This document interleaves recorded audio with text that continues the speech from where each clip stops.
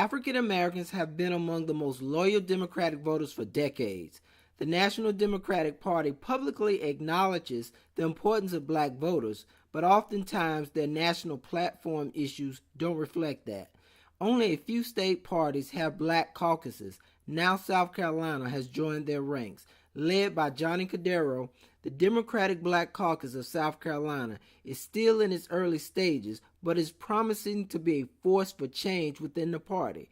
I sat down with Mr. Cordero to discuss the historic nature of the caucus and its plans to put issues that matter to black voters front and center.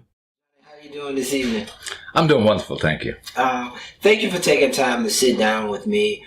I want to start out by asking you, when was the Democratic Black Caucus of South Carolina created? We're a new organization we've just created in the last couple of months, and we actually came into existence about 2 months ago, roughly 2 months ago. And we're a brand new caucus. We're a caucus of the South Carolina Democratic Party. I guess we're an official caucus of the South Carolina Democratic Party. It's also my understanding that we are the first and only Black Democratic Caucus of South Carolina Democratic Party. So we're a historic organization, and we're just moving forward. We're here, but we've been around for about 2 months now. Why was there a need for the Black Caucus?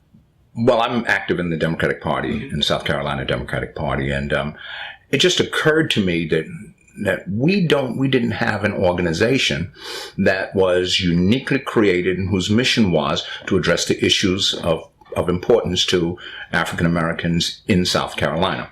I did a little research and I found out that, for example, in Florida, they have a Democratic Black Caucus, and that Black Caucus just celebrated their 36th anniversary. I did some checking. Georgia has one. Florida has one. There's also a Black Caucus in the Democratic National Party. So I thought it was just time. I thought it was time that we had, and the essential reason for that is because there are many issues, a plethora of issues that are of specific importance to African Americans that, in my view, have not been addressed by the South Carolina Democratic Party and by the Democratic Party generally. And so that it was time to put emphasis where emphasis should be, and that's for our interests and to get our interests on the front burner as opposed to our issues being so or also ran. This is something that we mentioned just in passing. Our issues need to be front and forward. And this is because I realized that that as African Americans, are the core constituency of the Democratic Party, both in South Carolina and nationally. And so it was just time. And I talked to some people who told me that they thought it was a good idea. And I drafted the resolution, submitted the resolution, and it passed, and here we are. Okay. So give me a brief example of what are some of the issues that you feel, or the caucus feels, that are pressing issues to African American community in South Carolina? Well, in my humble view, top on the list is mass incarceration. Now, a lot of people don't agree because they say that, you're getting convicted of a crime, you go to jail, big deal, what's the problem? Well, the problem is this. The problem is that a good proportion of our young people in the last 2 generations have been incarcerated for the longest sentences in history. What that has done is it has a ripple effect on the black community, generally speaking, economically, politically. While these people are in jail, they can't vote. A whole lot of issues are involved. So for me, any organization that does not recognize the importance of our young people to the movement and to our future and our progress and our prosperity has lost it. And so for me, that is first and foremost. When we talk about numbers from the political standpoint, we're talking about probably 6 million people, of which probably 2 million are African Americans who are denied the vote. Mm-hmm. So we see that it all impacts political power, it impacts economic power, because our young people who are being locked up are locked up during their most productive, both economically and biologically productive years. And so that becomes vitally important. The other thing is we have connected to that is the school to prison pipeline. Same thing is happening with us.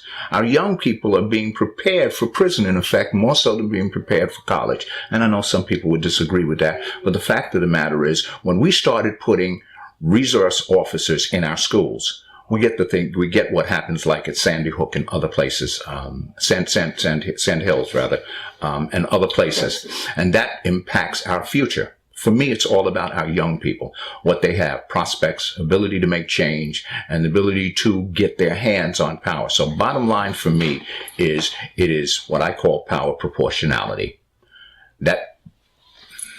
That's everything is subsumed in that notion. Mm-hmm. We have got to become at least as powerful as our numbers in the population. And in that respect, we are woefully at a disadvantage. And that's what I think we need to do. Those are the most important things. And we can go on. There's education, or should I say, lack of education. There's underemployment and unemployment. Where we're not being utilized, we're being trained for jobs that no longer exist. All of those things are boiled together. But the important thing is that in any organization, when a core constituency is large enough, its issues have to be first and foremost, and simply because numbers would dictate that fact. In this situation, it's the exact opposite. We should have. I read the other day that we are approximately 45 million people in the United States. Of that 45 million, we exercise very, very little power, very little influence, and that could not happen except in a situation where we are politically undermined and politically deserved. And that's the reason for the Black Caucus. What's the reception been like? Are they supportive? Are they saying, hey, we don't feel we need one? What's that been like? I haven't had anyone to now say we don't need one, but we have had people, both black and white, who have joined and who have expressed an interest in joining. The reception so far has been, I'm going to say, favorable. Okay. But it is my belief that one of the reasons that it's favorable is because we're only 2 months old. Mm-hmm.